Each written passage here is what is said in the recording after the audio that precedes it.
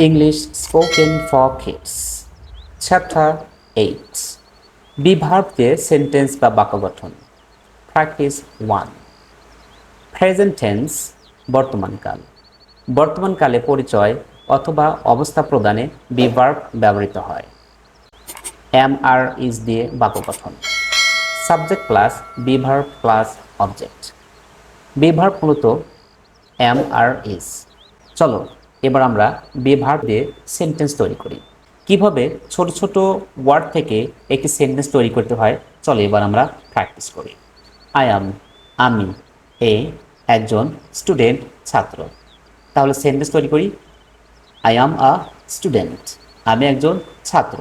তেমনিভাবে ইউ আর তুমি you R a student তুমি একজন ছাত্র।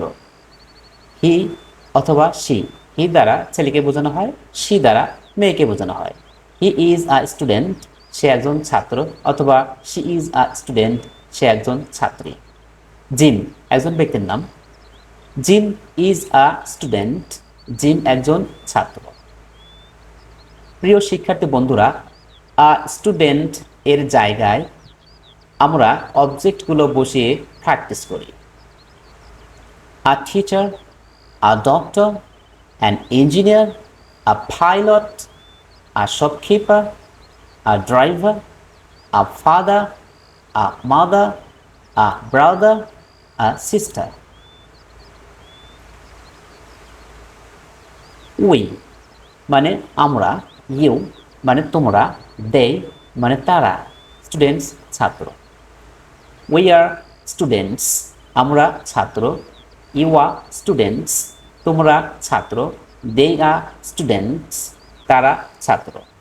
একজন ব্যক্তি হলে এই অথবা অ্যান বসে, কিন্তু একজনের বেশি হলে এই অথবা অ্যান বসে না।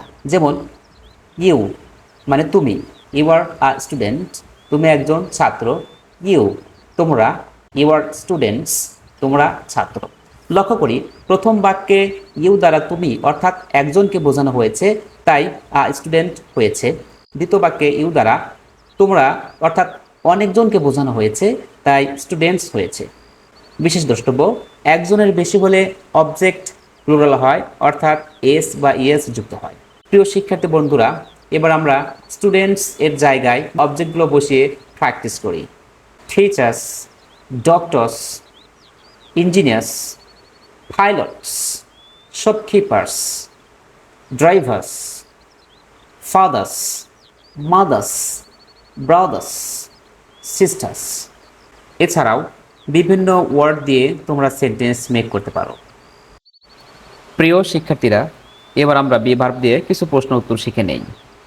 কোশ্চেন, হু আর ইউ তুমি কে? Answer, I am a student আমি একজন ছাত্র।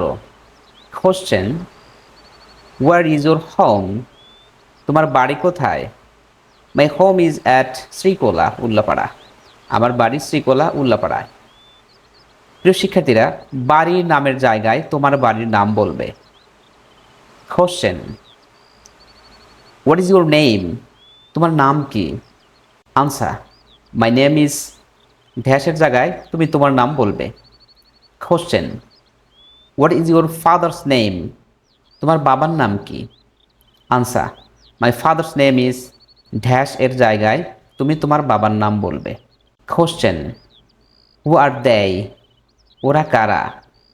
Answer, they R my friends ওরা আমার বন্ধু।